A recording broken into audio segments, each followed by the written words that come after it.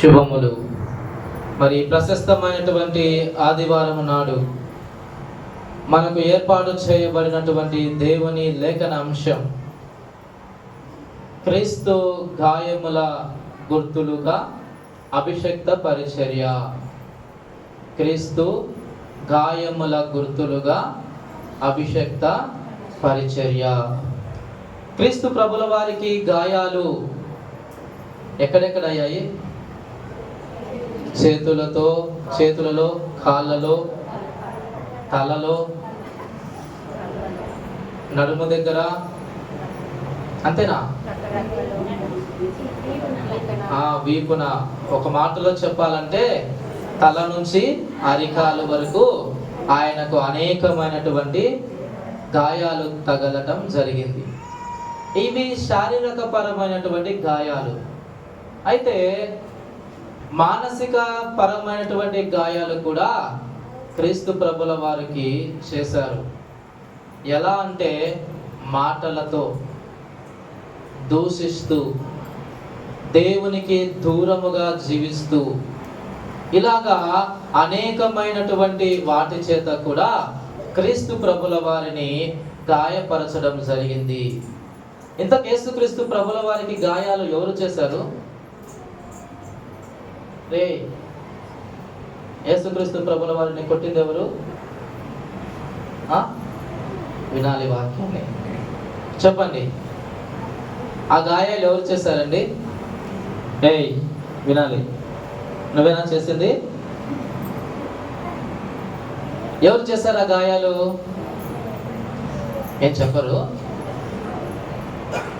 యూదులు కదా బాబు అంటారేమో కదా, వాళ్ళు చేశారు. వారితో పాటు మనము కూడా ఆ గాయాలను చేశాం.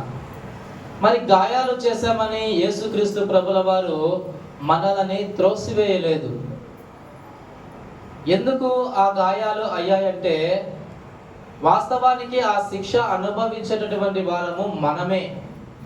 కానీ దేవుడు మన పైన ఉన్నటువంటి ప్రేమ చొప్పున, క్రీస్తు ప్రభుల వారి యొక్క కృప చొప్పున మనకు గొప్ప భాగ్యము దొరికింది. ఏమిటి అంటే, ఆ తప్పుల నుంచి, దోషాల నుంచి విమోచన పొందేటటువంటి భాగ్యం.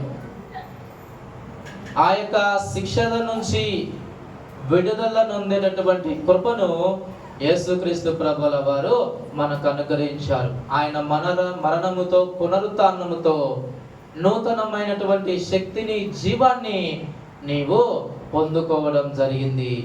మరి యేసుక్రీస్తు ప్రభుల వారు మనలను క్షమించి అలాగే వదిలిపెట్టలేదు.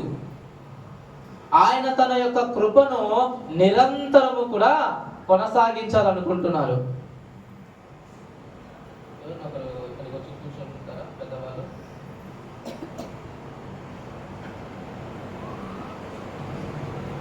సైలెంట్గా ఉన్నారు, బయట కూర్చుంటారు. ఒక మాట చెప్పండి.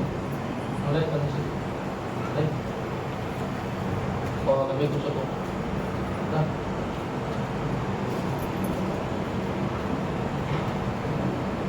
సరే, క్రీస్తు ప్రభుల వారి యొక్క కృప ద్వారా మనము జీవనం అనేటువంటిది సాగిస్తున్నాం. అయితే ఆ కృప అనేటువంటిది ఒకసారితో మనకు అంతం కావలేదు. ఆ కృపతో దేవుడు నిరంతరము మనలను నడిపిస్తూ ఉన్నాడు. అందుకనే దేవుడు ఏం చేశారంటే, తన ప్రేమను వ్యక్తపరచడానికి, మన యొక్క తప్పులను సరిదిద్దటానికి, నూతనమైనటువంటి విషయాలను నేర్చుకోవటానికి దేవుడు కొంతమంది వ్యక్తులను సిద్ధపరిచాడు. ఆనాడు ఇశ్రాయేలు జనాంగములో 12 గోత్రాలలో ఒక గోత్రాన్ని మాత్రం ప్రత్యేకపరిచాడు. ఏ గోత్రం అంటే లేవి గోత్రాన్ని. వీరు ఏం చేశారంటే, దేవుని చేత వారు ఏమైతే పొంది ఉన్నారో, దేవునికి హృదయపూర్వకముగా ఏమైతే సమర్పించాలనుకుంటున్నారో, వీరు వారధులుగా పనిచేశారు. వారే లేవీయులు. వీరిని 3 రకాలుగా విభజించారు. లేవీయులు, యాజకులు, ప్రధాన యాజకులు. లేవీయులు యాజకులు, ప్రధాన యాజకులు.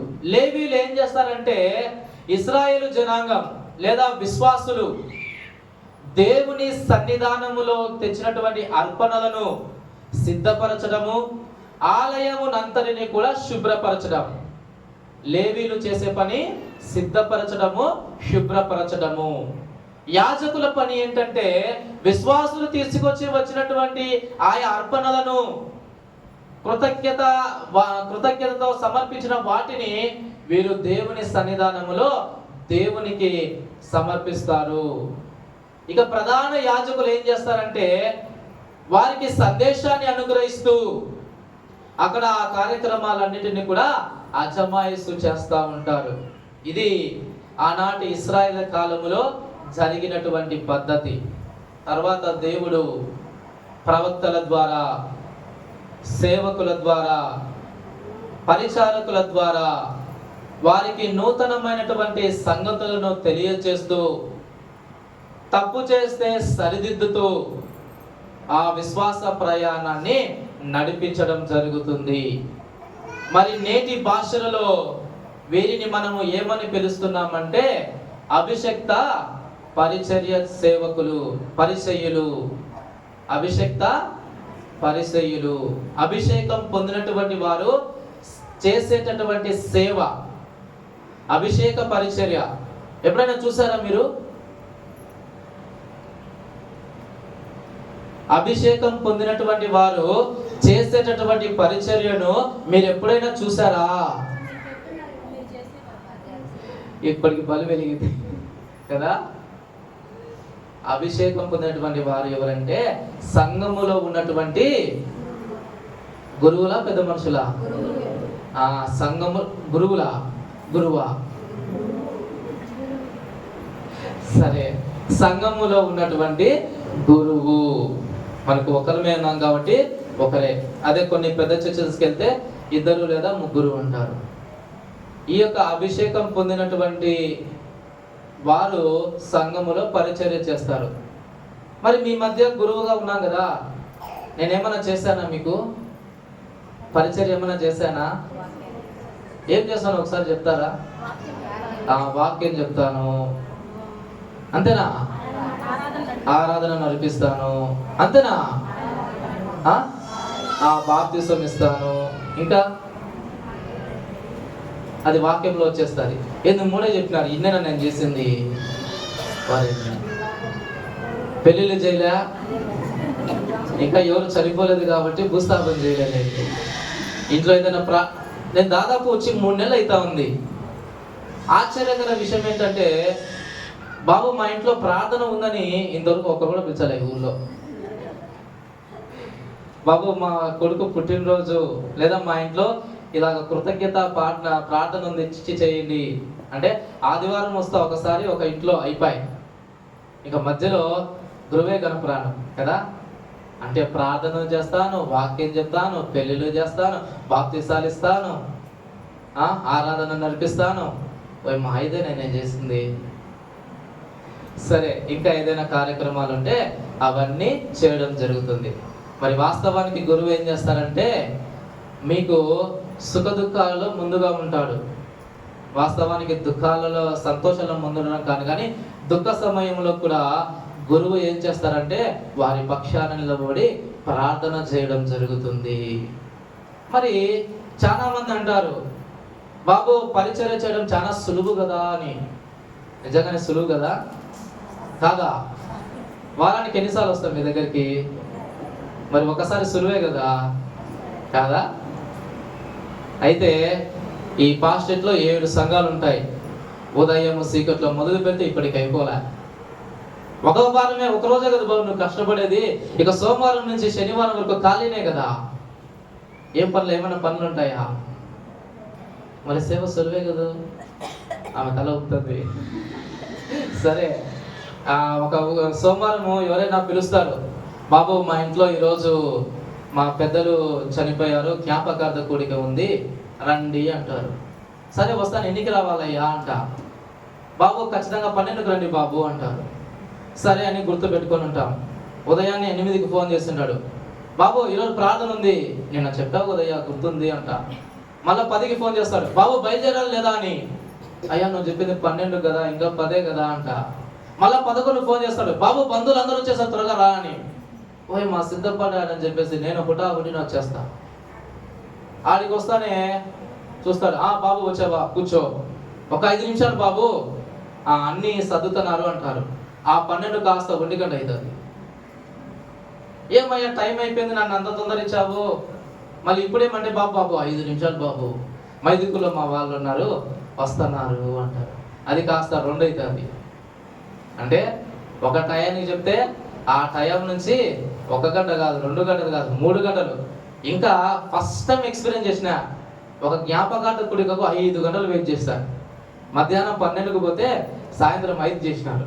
ఏం చేశారంటే ఆ గ్యాప్లో వాళ్ళు సమాధి కట్టొచ్చినారు.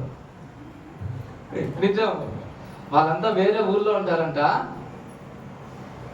చెప్పడమేమో 12 గంటలకు స్టార్ట్ చేయాలి బాబు అన్నారు. ఆ 12కేమో ఆ సమాధి కట్టడం ప్రారంభించారు. అది పూర్తి అయ్యాక 5 అయింది. అప్పుడు తీరిగా ఇంటికి వచ్చేసి ఇప్పుడు వాక్యం చెప్పు బాబు అంటున్నారు. అంటే వీళ్ళు చెప్పేటటువంటి సమయము చాలా వేచి ఉండేటటువంటి సమయం. ఇది ఒకటి. తర్వాత పెళ్ళి, బాబు 10 గంటల కదా నువ్వు ఉండాలా బాబు అంటారు. వాళ్ళు 1 గంటకు వస్తారు. వచ్చిన తర్వాత గమ్ముకున్నారు, బాబు టైం అయిపోతుంది, తొందరగా అయిపోతాయి అని చెప్పేసి ఒకటేమైనా మనుషులు పంపిస్తూనే ఉంటారు. భోజనాల దగ్గర ప్రార్థన చేయండి, బంధువులు వచ్చారు ఇక్కడ, ఒకరి మా వల్ల పిలుస్తారు, ఇంకొకరేమో ఈ వల్ల పిలుస్తాడు. నేను పెళ్లి చేయాలా అట్లా పరిగెత్తాలా? ఇది ఒకటి. ఒకే రోజు 2-3 కార్యక్రమాలు ఉంటాయి. వాళ్ళ దగ్గరికి పోతే వీళ్ళ కోపము, వీళ్ళ దగ్గరికి వస్తే వాళ్ళ కోపము. ఇట్లాగా ఈ సేవ అనేటువంటిది చాలా సులభంగా చేసేస్తూ ఉంటాం. ఇది అంతా అయిపోతే ఒక వ్యక్తి, ఆయన ఎప్పుడూ చర్చిలో కనపడడు. ఒకసారి అట్లా వెళ్తా ఉంటే బాబు అంటాడు, సంఘస్థుడు కదా అని చెప్పేసి నమస్తే అంటా. చెప్పండి అయ్యా నేను ఎవరో తెలుసా అంటాడు. కొత్తగా వచ్చిందా? ఏం తెలియదు. ఏంది నేను తెలీదా? నేను సంఘ పెద్దను బాబు. ఒరే అయ్యా తెలియదయ్యా, మాకేదో పొరపాటు అయిపోయింది అంట. ఏమి ఇప్పుడు వచ్చినావు, ఎప్పుడు రావాలా అని చెప్పేసి ఈ మాటలు. అంటే ఆయన ప్రశ్నించడానికి కాదు కానీ తనకున్నటువంటి అధికారంతో మాట్లాడాలని చెప్పేసి మాటలు. ఇలా మాటలతో మాతో సులభంగా మాట్లాడేస్తూ ఉంటారు.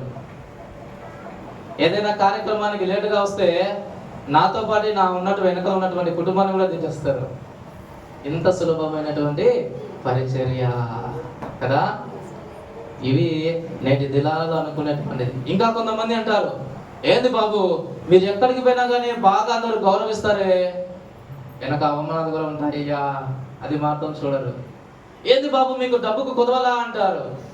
ఆవిడ వచ్చేటటువంటి కనుక 2-3 రోజులు అయిపోతుంది, అలా 4 రోజులు.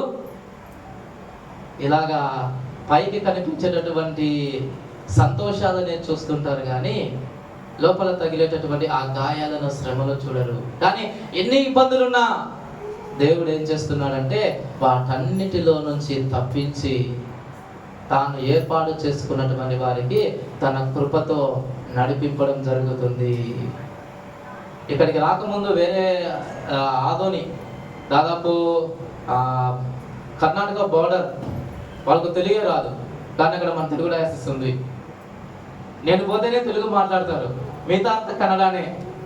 ఏం చెప్పాలా? ఎట్నో దేవుని దయ వల్ల వాళ్ళకు తెలుగు వచ్చు. పోయిన తర్వాతనే ఆ వచ్చినటువంటి తెలుగుతో ఆ అర్థం చేసుకున్నటువంటి వారికి ఆ భాషతో వాక్యాన్ని అందించేటటువంటి వారు. ఇలాగా అనేకమైనటువంటి ఇబ్బందులు ఉన్నా, శ్రమలు ఉన్నా దేవుడు ఏం చేస్తున్నాడంటే వాటన్నిటిని తప్పిస్తూ తన కృపను మాకు అనుగ్రహిస్తున్నాడు. ఇక్కడ సేవకుని యొక్క పనితనం ఏమిటంటే సంఘము యొక్క క్షేమాన్ని కోరుకోవటము, సంఘములో ఉన్నటువంటి వారందరూ దీవించబడటము, సంఘములో ఉన్నటువంటి వారందరూ కూడా సంతోషముగా ఉండాలని కోరుకునేటటువంటి వ్యక్తి. మీ బాధల సమయంలో ముందుంటాడు, మీ సంతోష సమయాలలో కూడా ముందు ఉంటూ దేవుని యొక్క అనుగ్రహాన్ని సేవకుడు మీకు అందించడం జరుగుతుంది. అయితే నేటి దినాలలో ఈ సేవకుని యొక్క పరిస్థితి చాలా క్లిష్టతరంగా మారిపోయింది. ఎందుకంటే సంఘస్థులు ఏదో తెలుసో తెలియక ఒక పనులు చేస్తుంటారేమో, కానీ కొంతమంది సేవకులే తోటి సేవకునికి ఇబ్బంది కలిగిస్తుంటారు.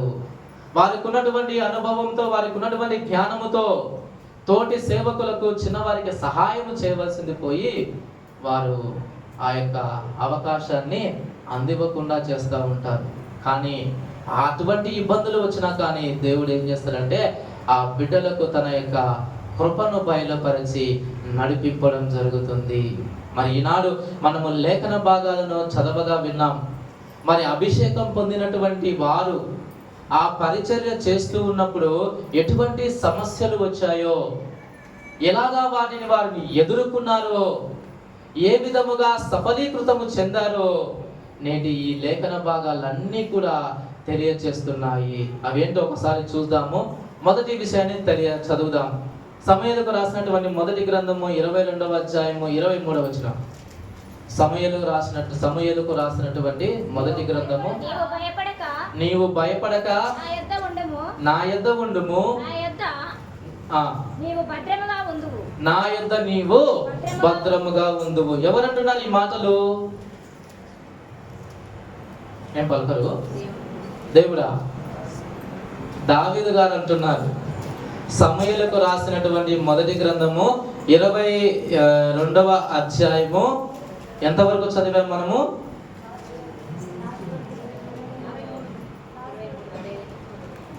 23 వరకు, 12 నుంచి 23 వరకు చదివా. ఈ యొక్క లేఖన భాగాలలో ఎవరెవరు ఉన్నారంటే సౌలు రాజు ఉన్నారు, అతని కొడుకు యోనాతాను, తర్వాత అహిమెలెకు, దావీదు గారు, అహిమెలెకు కుమారుడు అబ్యాతారు, ఇంకొకరు దోయగు. ఈ యొక్క వ్యక్తులు ఈ యొక్క లేఖన వచనాలలో ఉండటము మనం గమనించవచ్చు. అయితే ఈ లేఖనాలలో ఉన్నటువంటి ఉద్దేశం ఏమిటంటే పరిచర్య చేస్తూ ఉన్నటువంటి వారికి అపాయాలు వస్తాయి. మరి ఆ అపాయాలు వస్తున్నప్పుడు ఎలా ఎదుర్కొన్నారో ఈ లేఖనం అంతా కూడా వివరణ అందిస్తుంది. సౌలు గారు ఇశ్రాయేలు జనాంగానికి మొదటగా రాజుగా ఉన్నాడు. అయితే ఈయన దేవుని యందు విశ్వాసం ఉంచడము, దేవుని యొక్క కార్యకలాపాలను చూడకపోవడము ఇతనిలో ఉన్నటువంటి లోపము. అంతగా శ్రద్ధ చూపేటటువంటి వాడు కాదు. ఏదో తనకు వచ్చినటువంటి అవకాశముతో ఆ పరిపాలన అనేటువంటిది చేస్తూ వచ్చాడు. అయితే సమస్య వస్తున్నప్పుడు ఆయన ఒంటరిగా ఉంటూ ఆలోచిస్తూ దిగులు చెందుతున్నాడు. ఫిలిస్తీయులు సవాలు విసిరితే వారికి ధీటైనటువంటి సమాధానం చెప్పలేక ఆయన చింతిస్తూ ఉన్నాడు. ఆ సమయంలో దావీదు గారు ధైర్యముగా ముందుకు వెళ్ళి ఆ గొల్యాతును చంపడం జరిగింది. ఆయన చేసినటువంటి ఆ కార్యముతో ఇశ్రాయేలు ప్రజలందరూ కూడా ఒక నినాదాన్ని చెప్పారు. ఏమని అంటే, సౌలు 1000 మందిని చంపితే దావీదు ఒకరు కూడా చెప్పరు. సౌలు 1000 మందిని చంపితే దావీదు 10,000 మందిని చంపారు అని ఒక నినాదముతో గొప్పగా దావీదును పొగడుతో ముంచెత్తుతూ ఉన్నారు. ఈ యొక్క జరుగుతున్నటువంటి సమయంలో సౌలు గారి హృదయంలో ఒక ఆలోచన వచ్చింది. ఏంటంటే, ఎక్కడ నా రాజ్యాధికారం పోతుందేమో, ఎక్కడ నేను రాజుగా తొలగింపబడతానేమో. ఆయన అన్నట్టుగానే దావీదు గారిని దేవుడు ఇశ్రాయేలు జనాంగానికి రాజుగా నియమించాలనుకున్నాడు. కారణం ఏంటంటే, దేవుని యెడల భక్తిని, విశ్వాసాన్ని కనపరిచేటటువంటి వ్యక్తి. అయితే ఆ విశ్వాసముతో, తనకున్నటువంటి ఆ యొక్క భక్తితో దేవుడు దావీదుని హెచ్చించడం జరిగింది. ఇక్కడ దావీదు గారు ఆ యొక్క ఉన్నత స్థితికి వెళ్తారనేటువంటి భావనతో సౌలు గారు ఏం చేశారంటే అతనిని చంపాలని చూశాడు. అయితే ఆ విషయము తెలుసుకుని దావీదు పారిపోవడం జరుగుతుంది. పారిపోయి అహిమెలెకు దగ్గర ఉంటాడు కొన్ని రోజులు. ఆ విషయాన్ని తెలుసుకొని సౌలు రాజు ఏం చేస్తారంటే పిలిపిస్తాడు. ఏమయ్యా, దావీదు నీ దగ్గర ఉన్నాడంటే నేను నాకెందుకు చెప్పలే? వాదోపవాదాలు జరిగి అహిమెలెకుతో పాటు దాదాపు 85 మంది యాజకులను సౌలు గారు ఏం చేస్తారంటే దోయాగుతో చంపించడం జరుగుతుంది కదా. ఈ కాలంలో సేవకులను కొడుతున్నారు, తిడుతున్నారు. కానీ ఆ కాలంలో చంపేస్తా ఉన్నారు. ఆ యొక్క క్రియ నేటి యుగములో కూడా వచ్చేస్తా ఉంది. నేటి సేవకులను కొడుతున్నారు, తిడుతున్నారు, వీరైతే చంపేస్తా ఉన్నారు. మన ప్రాంతానికి ఈ యొక్క విషయాలు కనపడకపోవచ్చు, కానీ ఆ నార్త్ ఇండియా సైడ్ కానీ కొద్దిగా వేరే వేరే ప్రాంతాలలో చూస్తే సేవకులు ఈ విధముగా అనేకమైనటువంటి హింసలకు పాల్పడుతున్నారు. ఇక్కడ ఎవరంటే దేవుని ఇశ్రాయేలు జనాంగాన్ని పరిపాలించే వ్యక్తే, దేవుని గురించి తెలుసుకున్నటువంటి వ్యక్తే. ఈ సౌలు గారు బెంజామిన్ గోత్రం, దావీదు గారు యూదా గోత్రం. ఇక్కడ కూడా ఆ యొక్క గోత్రాలతో చిచ్చు పెడతా ఉన్నారు. ఎందుకు అతనికి ఆ యొక్క విధముగా చేస్తావని. ఇరువురు కూడా దేవుని ఎరిగినటువంటి వారే. అయితే సౌలు గారు ఏం చేస్తున్నారంటే ఆ హేయమైనటువంటి క్రియతో చిన్నవారైనటువంటి దావీదును చంపాలనుకున్నాడు. అది కాలేదు. చివరికి ఏమైపోయిందంటే తన యొక్క ప్రయత్నం అంతా నిష్ఫలమైపోయింది. మరి ఆ 85 మంది యాజకులను చంపుతూ ఉన్నప్పుడు వారిలో నుంచి ఒక వ్యక్తి తప్పించుకున్నాడు. అతని పేరే అబ్యాతారు. అప్పుడు ఆయన దావీదు దగ్గరికి వచ్చి జరిగినటువంటి విషయాన్ని చెప్తే ఇందాక మనం చదివాం కదా, ఆ మాటను మాట్లాడతారు. ఒకసారి మరలా చదవండి ఆ వచనాన్ని. నీవు భయపడక నా యొద్ద ఉండుము, నా యొద్ద నీవు భద్రముగా ఉందువు. కారణం ఏంటంటే దావీదు గారిని దేవుడు సంరక్షిస్తున్నాడు. రానున్నటువంటి దినాలలో దేవుడు ఈ రాజ్యాన్ని అతని చేతికి అప్పగిస్తాడు. గొప్ప పరిపాలన చేస్తాడు. రాజ్యం విస్తరిస్తుంది. ఆ యొక్క సమయంలో ఈ అబ్యాతారు తిరిగి యాజక వృత్తిలో కొనసాగడం జరుగుతుంది. పారిపోయినటువంటి వారే, బెదిరిపోతున్నటువంటి వారే, చంపాలని ప్రయత్నింపబడినటువంటి వారే. అయితే ఇక్కడ ఏం జరిగిందంటే దేవుని యొక్క కృపతో ఆ సేవ చేస్తున్నటువంటి వారికి అపాయాలను ఎదిరించేటటువంటి శక్తిని అనుగ్రహించాడు. ఇది దేవుని యొక్క గొప్ప కార్యము. వారు కాపాడడం జరిగింది. వారి స్థితిని అంతా కూడా దేవుడు మార్చివేశాడు. ఇలాగా దేవుడు అపాయములో ఉన్నటువంటి వారికి ఆ సమస్యలను ఎదిరించేటటువంటి శక్తిని ఇస్తున్నాడు. ఇక రెండవది ఏమిటంటే అడ్డంకులను తొలగించడం. మొదటిదేమో అపాయాలను ఎదుర్కొనటము, రెండవదేమో అడ్డంకులను తొలగించటం. గలతీలకు రాసిన పత్రిక 6వ అధ్యాయము 15వ వచనం చూడండి.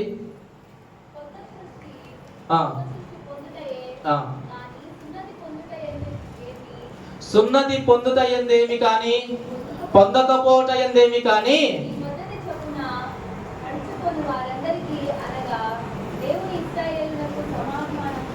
చాలమ్మా. అక్కడ ఒక మాట చెప్తున్నాడు ఏంటంటే సున్నతి పొందితే జరిగేటువంటి కార్యం ఏంటి, ఒకవేళ సున్నతి పొందకపోతే నీవు నష్టపోయేటటువంటి విషయం ఏమిటి అని మాట్లాడుతున్నారు. ఎవరు అంటే అపోస్తులైనటువంటి పౌలు గారు. ఆ పత్రికను గలతీలకు రాస్తున్నారు. గలతీ సంఘములో దేవుని యందు విశ్వాసం ఉంచినటువంటి బిడ్డలు ఉన్నారు. అయితే ఈ విశ్వాసములో ఎదుగుతూ ఉంటే వారికి అడ్డుకట్టలుగా కొన్ని విషయాలు అనేటువంటివి సంభవించాయి. ఆ యొక్క అడ్డులు అనేటువంటి వేసినటువంటి వారు ఎవరంటే పరిసయ్యులు, శాస్త్రులు, యాజకులే. ఆ కాలంలో ఉన్నటువంటి పరిసయ్యులు, శాస్త్రులు, యాజకులు ఏం చేస్తున్నారు, ఆ యొక్క విశ్వాసములో ఎదుగుతున్నటువంటి వారికి అడ్డుకట్టలు వేశారు. ఎందుకు అడ్డుకట్టలు వేశారయ్యా? ఏమిటి అంటే వారు చేసినటువంటి పని ఏమిటంటే, అయ్యా ఇదిగో యెహోవా దేవుడు మనకిచ్చినటువంటి ధర్మశాస్త్రము, దీనినే మనం అనుసరించాలి. మరి పౌలు చెప్తున్నటువంటి బోధన ఎందుకు అనుగ్రహిస్తున్నారు? యేసుక్రీస్తు ప్రభుల వారు అసలు దేవుడే కాదు, ఆయన కృప అవసరం లేదయ్యా అని వితండవాదముతో చేస్తున్నారు. ఆ సమయంలో పౌలు గారు ఏం చేస్తారంటే ఈ మాట అంటున్నారు, అయ్యా ఇదిగో మీరు ధర్మశాస్త్రాన్ని అనుసరిస్తారా? ధర్మశాస్త్రం ఏం చెప్తుందంటే తప్పు చేస్తే వారిని శిక్షించాలా. ఇప్పుడు మనమందరం తప్పు చేశాం, మనమందరం ఏం చేయాలా? శిక్ష అనుభవించాలా. ఇది ధర్మశాస్త్రం చెప్తా ఉంది. అయితే యేసుక్రీస్తు ప్రభుల వారి యొక్క కృప ఏం చేస్తుందంటే ఎవరైతే తప్పు చేశాడో, ఎవరైతే పాపం చేశాడో వారందరికీ దేవుని యొక్క క్షమాపణ లభిస్తుంది. ఎవరైతే పశ్చాత్తాప భావన కలిగి ఉంటారో క్రీస్తు ప్రభుల వారు ఆ యొక్క వ్యక్తికి ఆ యొక్క పాపం నుంచి, దోషం నుంచి విమోచన కలిగిస్తాడు, విడుదల కలిగిస్తాడు. అని ప్రకటించారు. ఇప్పుడు పాపం చేశాం కదా మనం అందరము, ధర్మశాస్త్రం ప్రకారం పోదామా లేదంటే యేసుక్రీస్తు ప్రభుల వారి ప్రకారం పోదామా? ఏం చెప్పారు?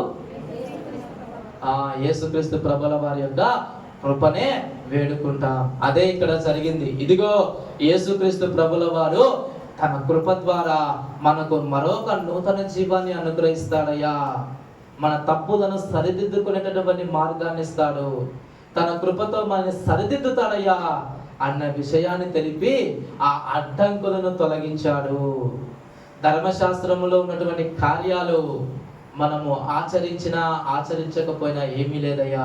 అయితే దేవుని యొక్క కృప అనేటువంటిది ఖచ్చితంగా మనకు అవసరమయ్యా. ఆ కృపనే నిన్ను విశ్వాసంలో నిలబెడుతుంది. ఆ కృపనే నిన్ను ముందుకు నడిపిస్తుంది. ఆ కృపనే దేవుని దీవెన పొందుకునేటట్లు చేస్తుందయ్యా.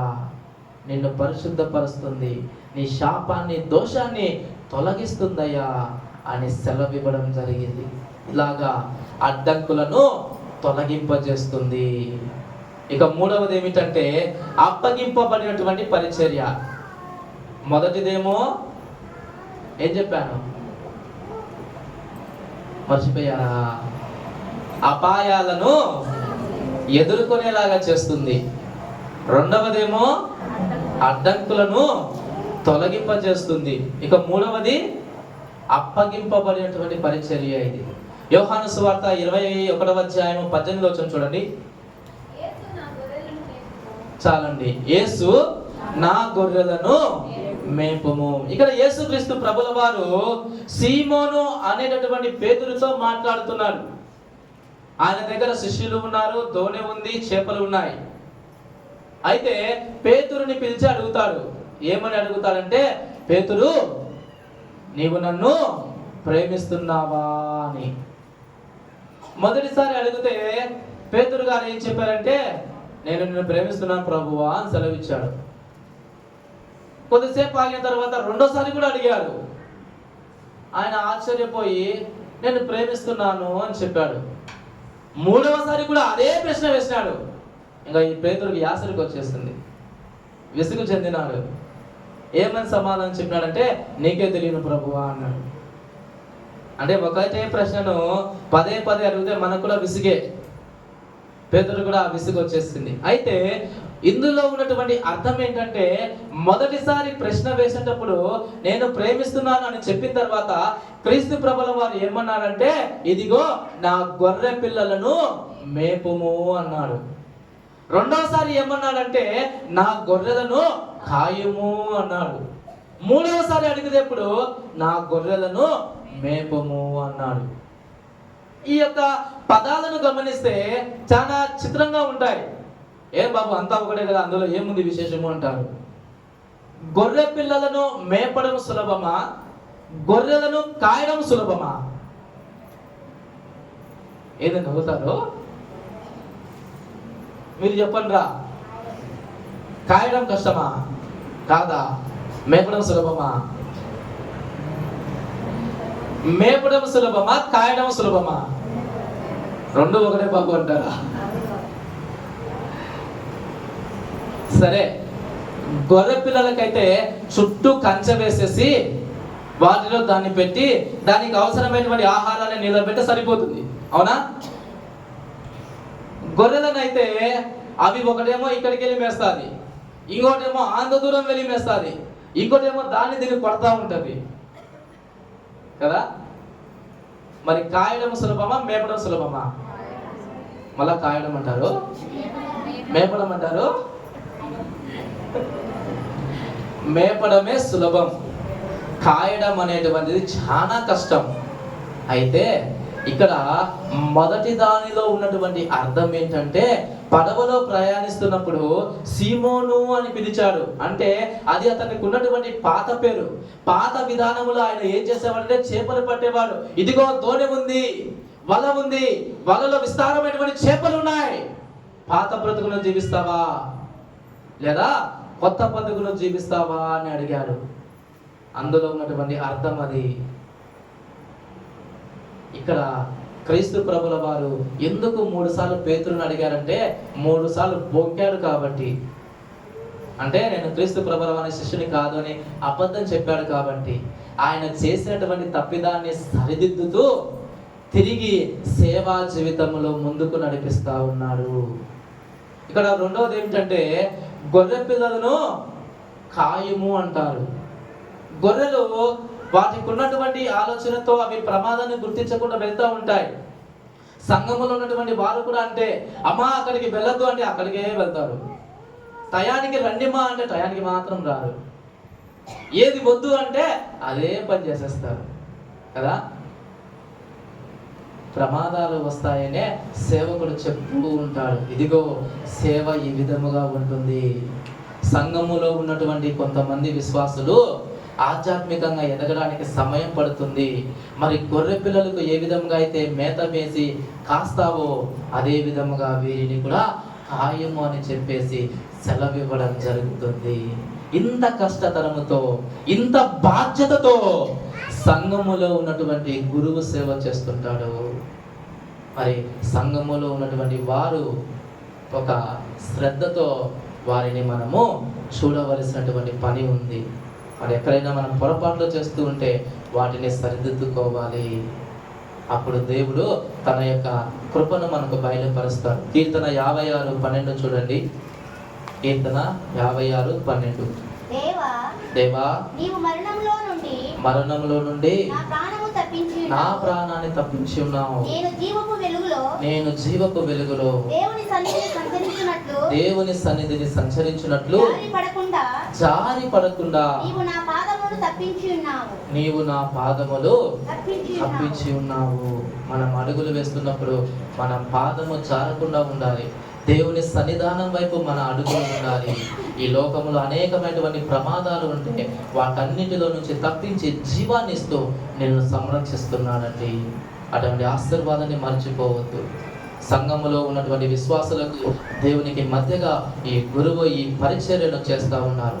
ఆనాడు పేతురుకు ఏ విధముగా పరిచర్య అప్పగింపబడిందో ఈనాటి కాలంలో కూడా సేవకులకు ఆ సేవా భారం అప్పగింపబడతా ఉన్నది. సమస్యలు ఉన్నాయని తెలుసు, అవమానాలు ఉన్నాయని తెలుసు, ఇబ్బందులు ఉన్నాయని తెలుసు. అయినా కానీ సంఘం బాగుపడాలనేటువంటి ఉద్దేశాన్ని కోరుకుంటూ ఉంటారు. మీరు జారి పడకుండా ఉండాలని దేవుని యొక్క సందేశాన్ని వినిపిస్తూ ఉంటారు. మరి మనము ఆ యొక్క దేవుని కృపలో మన తప్పులను సరిదిద్దుకొని ముందుకు సాగుతాం. దేవుడి ఆశీర్వాదాన్ని మనందరికి అనుగ్రహించునుగాక. ఆమేన్. ప్రార్థించుదాము. దయ కలిగినటువంటి దేవా, మీకే వందనాలు, స్తోత్రాలు నైనా. ఇదిగో నా తండ్రి, ఈ సమయంలో విన్న ఈ వాక్యాన్ని నీ బిడ్డల హృదయంలో పదిలపరచండియా. మరి నాయనా, మా విశ్వాస జీవితంలో అనేకమైనటువంటి అపాయాలు వస్తుంటాయి. వాటిని ఎదుర్కొనేటటువంటి శక్తిని మాకు దయచేయము తండ్రి. అనేకమైనటువంటి అడ్డంకులు వస్తూ విశ్వాసాన్ని కూలదొస్తుంటాయి నాయనా.